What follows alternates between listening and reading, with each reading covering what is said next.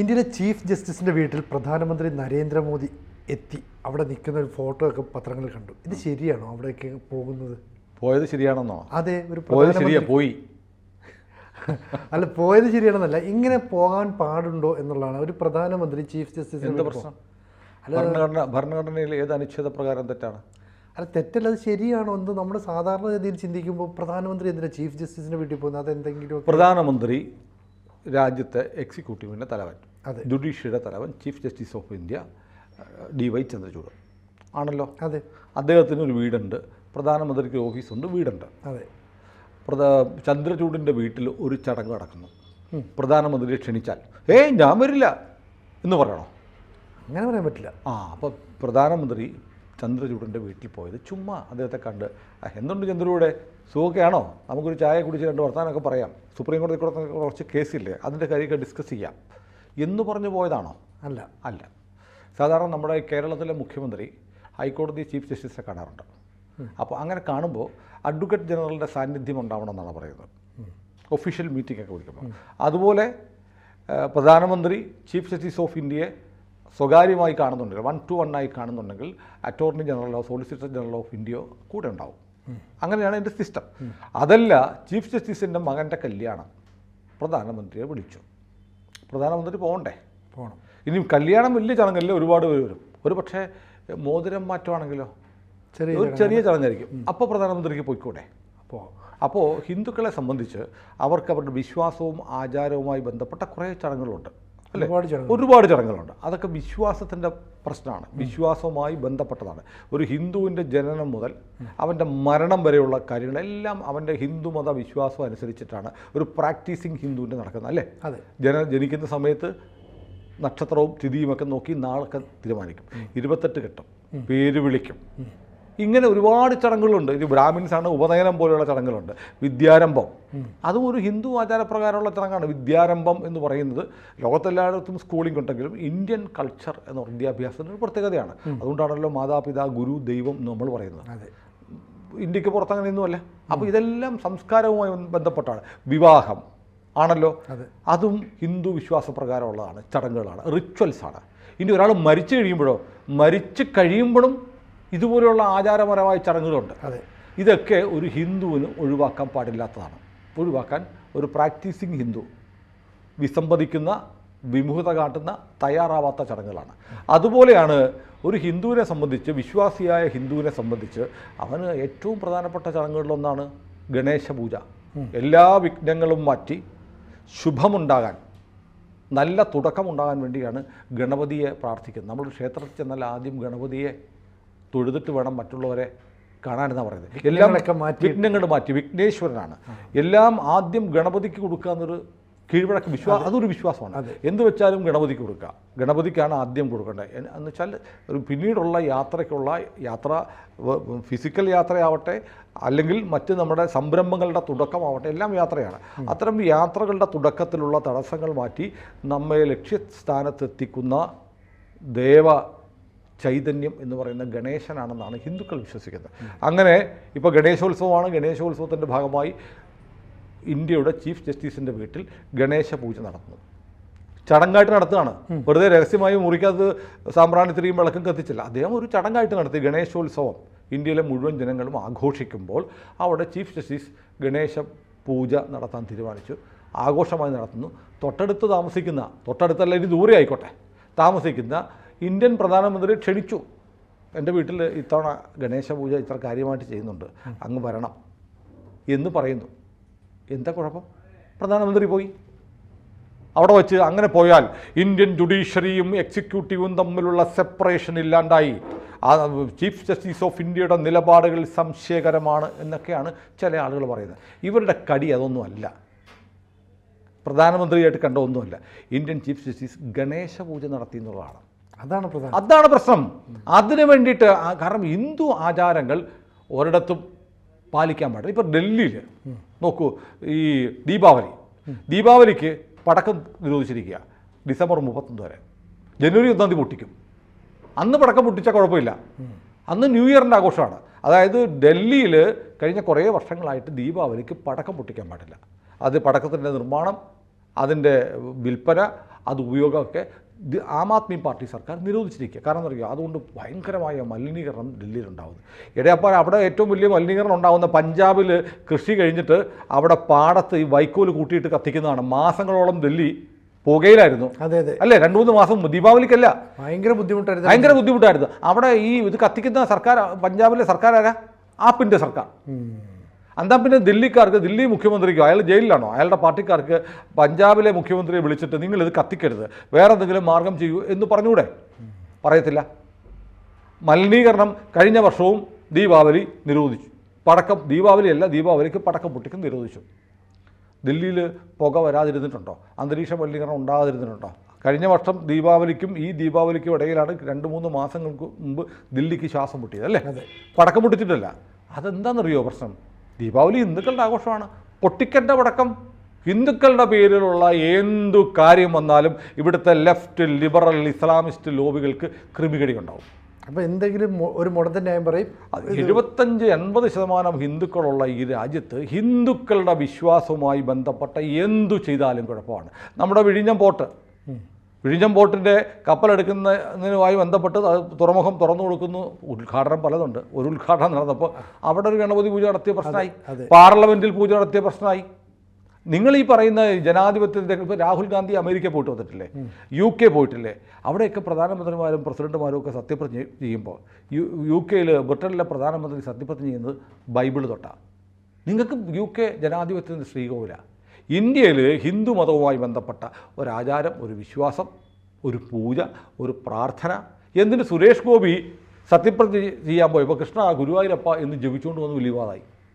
ഇതെന്താ ഈ രാജ്യത്ത് ഹിന്ദുക്കൾക്ക് അവരുടെ വിശ്വാസവുമായി ബന്ധപ്പെട്ട ഒരു വാക്ക് പോലും ഉച്ചരിക്കാൻ പാടില്ല എന്ന് പറയുന്ന തരത്തിലേക്ക് ഭൂരിപക്ഷം വരുന്ന ഹിന്ദുക്കളെ ഇവിടുത്തെ ഇടത് മതേതര ആളുകൾ വിലക്കിക്കൊണ്ടിരിക്കുക. തുടർച്ചയായി ആക്രമണം. നോക്കൂ, ഇപ്പം മാത്രം ഈ ആക്രമണം മാത്രം ഫിസിക്കൽ അറ്റാക്കില്ലേ, ശാരീരികമായ ആക്രമണമല്ല. കർണാടകയിൽ ഉൾപ്പെടെ ഗണപതി ഘോഷയാത്രയ്ക്കെതിരെ ചെരിപ്പറിയുന്നു, എല്ലാം ചെയ്യുന്നു. വടക്കേ ഇന്ത്യയിൽ തിളച്ച വെള്ളം കോരി ഒഴിക്കുന്നു.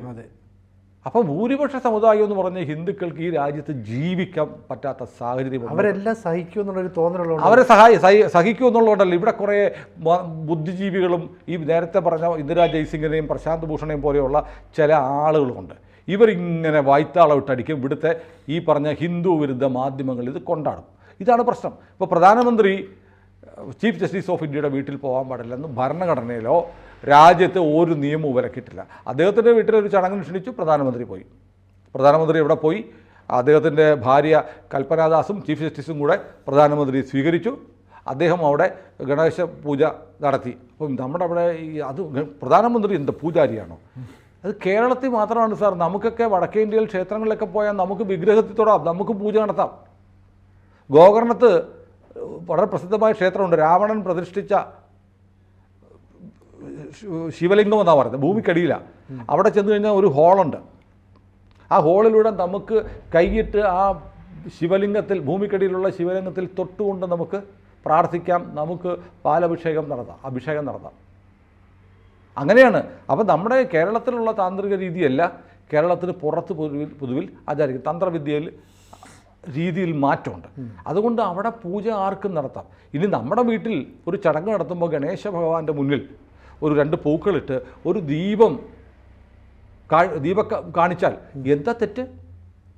പ്രധാനമന്ത്രിക്ക് ചെയ്തുകൂടെ? പ്രധാനമന്ത്രി ക്ഷേത്രത്തിൽ പോയ കുഴപ്പമാണ്. ഇതിപ്പോൾ ഒരു പരാതി ഉണ്ടായിരുന്നില്ല. ചന്ദ്രചൂഡിൻ്റെ വീട്ടിലൊരു ഇഫ്താർ വിരുത് നടത്തിയിട്ട് എല്ലാവരും പങ്കെടുത്താൽ പ്രധാനമന്ത്രി പോയ മതേതരത്വം ഗംഭീര സാധനമാണ്. അതിപ്പോൾ നമ്മുടെ നാട്ടിൽ പറയുമല്ലോ, മുസ്ലിങ്ങളെല്ലാം കൂടെ സംഘടിച്ച് വോട്ട് ചെയ്താൽ ജനാധിപത്യത്തിൻ്റെ വിജയം. മുസ്ലിം ഇപ്പോൾ UP ഇലക്ഷനെ കുറിച്ചൊക്കെ വലിയ മാധ്യമങ്ങൾ വിലയിരുത്തും. UPയിൽ BJPയുടെ പരാജയത്തിന് കാരണം മുസ്ലിം യാദവ് കൺസോളിഡേഷൻ ഉണ്ടായി. മുസ്ലിങ്ങളും യാദവന്മാരും ഒന്നിച്ചേർന്നുകൊണ്ടാണ് BJP പരാജയപ്പെട്ടത്, ജനാധിപത്യം വിജയിച്ചു. എന്നാൽ ഹിന്ദുക്കൾ ഒന്നിച്ച് വോട്ട് ചെയ്താലോ അപകടം, വർഗീയത. ഇത് കുറേ കാലമായി നമ്മുടെ നാട്ടിൽ നടന്നുകൊണ്ടിരിക്കുന്ന ഒരു നറേറ്റീവാണ്. ഇത് ഹിന്ദുക്കൾ എന്ന് പറഞ്ഞാൽ എന്തോ കുഴപ്പമാണ്, ഹിന്ദുക്കളെ ഒരുമിക്കാൻ പാടില്ല. അതുകൊണ്ടാണല്ലോ രാഹുൽ ഗാന്ധി ഹിന്ദുക്കളെ ജാതിയുടെ പേരിൽ ഇങ്ങനെ പല ജാതിയാണ് വിഭജിച്ച് ജാതി സെൻസസ് വേണം, ജാതീയമായ കലാപം ഉണ്ടാകണം. നമ്മുടെ ഭാരതത്തിൻ്റെ രൂപം ഒരു കൈ പോലെയാണെങ്കിൽ അല്ലെങ്കിൽ ഹിന്ദു എന്ന് പറയുന്നത് ഈ കൈപ്പത്തി പോലെയാണ്. ഓരോ വിരലുകൾ ദളിതെന്നും OBC എന്നും പിന്നോക്കക്കാരനെന്നും ST എന്നും ഒക്കെ പറഞ്ഞ് അതിനെ മുറിച്ച് വികലമാക്കി നമ്മുടെ കൈകളില്ലാത്ത പത്തി എന്തിനു കൊള്ളാം. അതുപോലെ ഹിന്ദു സമൂഹത്തെ ആക്കാൻ വേണ്ടി രാഹുൽ ഗാന്ധി മുതലുള്ള ആളുകളൊക്കെ ചെയ്തുകൊണ്ടിരിക്കുന്ന ശ്രമത്തിൻ്റെ അവസാന ലക്ഷണമാണ് ചീഫ് ജസ്റ്റിസിൻ്റെ വീട്ടിൽ പൂജ നടത്തിയത്.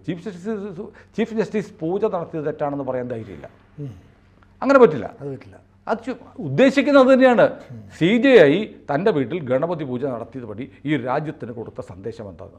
ഹൈന്ദവ ആചാരം നടത്താൻ പാടില്ല. അപ്പോൾ ചീഫ് ജസ്റ്റിസ് അതുകൊണ്ട് ഹിന്ദു പക്ഷപാതിയായിരിക്കും. ഞാൻ ഓർക്കുന്നുണ്ട്, നമ്മുടെ പ്രതിരോധ മന്ത്രി AK ആൻ്റണി ആയിരുന്ന കാലത്ത് ഒരു നാവികസേനയുടെ ഒരു കപ്പൽ കൊച്ചി ഷിപ്പ്യാർഡിൽ പണി തീർത്തു. അതിൻ്റെ ഒരു ചടങ്ങിലേക്ക് ഞാനും പങ്കെടുത്തു. നമുക്ക് ഇൻവിറ്റേഷൻ ഉണ്ടായിരുന്നു. അതിൽ പങ്കെടുത്ത് കഴിഞ്ഞപ്പോൾ എലിസബത്താണ്. അപ്പോൾ ഈ കപ്പലുകൾ, യുദ്ധക്കപ്പലുകൾ നീറ്റിലിറക്കുമ്പോൾ പ്രതിരോധ മന്ത്രിമാരുണ്ടാവും. പ്രതിരോധ മന്ത്രിമാരുടെ ഭാര്യമാർ അതിനെ തൊട്ടനുഗ്രഹിച്ചിറക്കണം എന്നാണ് സങ്കല്പം. അങ്ങനെ എലിസബത്ത് ആൻ്റണിയുടെ ഭാര്യ ആ കപ്പൽ കീലിട്ട് അത് ഇറക്കുന്ന സമയത്ത്, കീലിടുമ്പോഴാണോ ഇറക്കുമ്പോഴാണോ, എനിക്ക് നീറ്റിലിറക്കുന്ന സമയത്താണെന്ന് തോന്നുന്നു, എനിക്ക് കൺഫ്യൂഷൻ ഉണ്ട്. ഏതായാലും നീറ്റിലിറക്കുന്ന സമയത്ത് ആ കപ്പലിൽ ചെന്നിട്ട് ഈ ചന്ദനമോ കുങ്കുമോ കൊണ്ട് എലിസബത്ത് അതിൻ്റെ പള്ളയ്ക്ക് വരച്ചത് കുരിശാണ്. അത് അവരുടെ വിശ്വാസം. അവരുടെ വിശ്വാസം. ആരും ഇവിടുത്തെ ഹിന്ദുക്കളോ RSSോ BJPയോ കപ്പൽ നീറ്റിലിറക്കിയപ്പോൾ കുരിശ് വരച്ചു എന്ന് പറഞ്ഞില്ലല്ലോ. അതേസമയം ഇപ്പോൾ രാജ്നാഥ് സിംഗിൻ്റെ ഭാര്യയോ ആരെങ്കിലും ചെന്നിട്ട്, അല്ലെങ്കിൽ ഇന്ത്യൻ പ്രതിരോധ മന്ത്രി ആരും ആട്ടെ, BJPക്കാരനായാൽ മതി, BJPയുടെ ഒരു പ്രതിരോധ മന്ത്രിയുടെ ഭാര്യ ഇതേപോലത്തെ ചടങ്ങിൽ പങ്കെടുത്ത് ഓം എഴുതിയാൽ പ്രശ്നമാണ്. കാരണം അവർക്ക് മറ്റത് മതേതരമാണ്, അല്ലെ ചന്ദ്രക്കലയും നക്ഷത്രം വരച്ച മതേതരമാണ്. പക്ഷേ ഇത് വർഗീയതയാണ്. അപ്പോൾ ഹിന്ദുക്കളുടെ ഭൂരിപക്ഷമുള്ള ഹിന്ദുക്കളുടെ രാജ്യമാണ് ഇന്ത്യ. സംശയം എന്താ? ഹിന്ദുസ്ഥാൻ എന്ന് വിളിക്കുന്ന ഹിന്ദുക്കൾ ഭൂരിപക്ഷം ഉള്ളതുകൊണ്ടാണ്. ഇവിടുത്തെ ക്രിസ്ത്യാനിയും മുസ്ലിമും ഒക്കെ ഹിന്ദുക്കൾ തന്നെയാണ്, അല്ലേ? കാലങ്ങളായി പല കാരണങ്ങളാൽ മതം മാറി ഹിന്ദുക്കൾ തന്നെയാണ്. ഹിന്ദു എന്ന് പറഞ്ഞ ഒരു മതമല്ല, ഒരു സംസ്കാരവും കൂടിയാണ്. ഭാരതീയമായ സംസ്കാരമാണ് ഹിന്ദു എന്ന് പറയുന്നത്. ആ സംസ്കാരത്തിൽപ്പെട്ട എല്ലാവരും ഇത് ഹിന്ദുസ്ഥാനാണ്.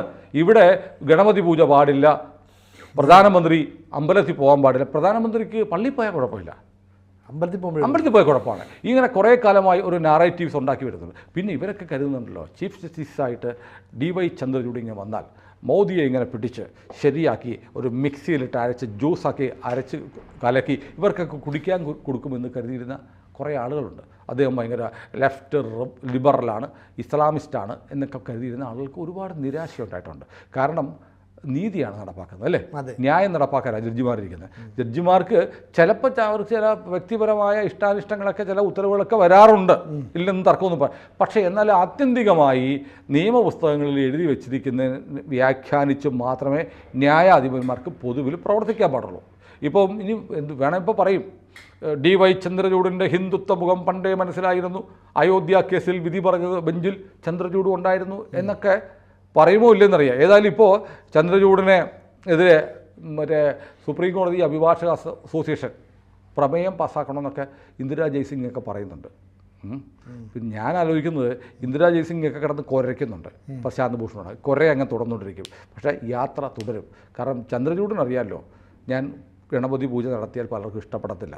അതിലേക്ക് പ്രധാനമന്ത്രിയെ വിളിച്ചാൽ ഒരുപാട് വിവാദം ഉണ്ടാവുമെന്ന് ചന്ദ്രചൂഡിനും അറിയാം, പ്രധാനമന്ത്രിക്കും അറിയാം. അവരറിയാം. ഇവർക്ക് മാത്രമല്ലോ, ഈ നാട്ടിൽ എന്താ സംഭവിക്കാൻ പോകണമെന്ന് കൃത്യമായി ബോധ്യമുള്ള രണ്ടുപേരാണ് ഇന്ത്യയുടെ പരമോന്നത നീതിപീഠത്തിൻ്റെ അധ്യക്ഷനും തലവനും ഇന്ത്യയുടെ പ്രധാനമന്ത്രി. രണ്ടുപേർക്കും ഈ കാര്യങ്ങൾ അറിയാം. ഇതിൻ്റെ പേരിൽ കുറേ നായ്ക്കൾ ഇങ്ങനെ കുരയ്ക്കുമെന്ന് അറിഞ്ഞുകൊണ്ട് തന്നെയാണ് പോയത്. നീയൊക്കെ കുരയ്ക്കടാ എന്ന് തന്നെ പറഞ്ഞിട്ടാണ് പോയത്. അപ്പോൾ അതുകൊണ്ട് പണ്ട് ഇതൊക്കെ കേട്ടാൽ ചൂളുന്ന ആളുകളുണ്ടായിരുന്നു. ആ കാലമൊക്കെ മാറി. ഇനി അത്യാവശ്യക്കാർ വേണമെങ്കിൽ കുറച്ച് ബർണോൾ മേടിച്ച് തേക്കട്ടെ, അല്ലേ? കൂടുതൽ വാർത്തകളും വിശേഷങ്ങളും നിങ്ങളിലേക്ക് എത്താൻ ABC മലയാളം സബ്സ്ക്രൈബ് ചെയ്യുക, ബെൽ ബട്ടണും അമർത്തുക.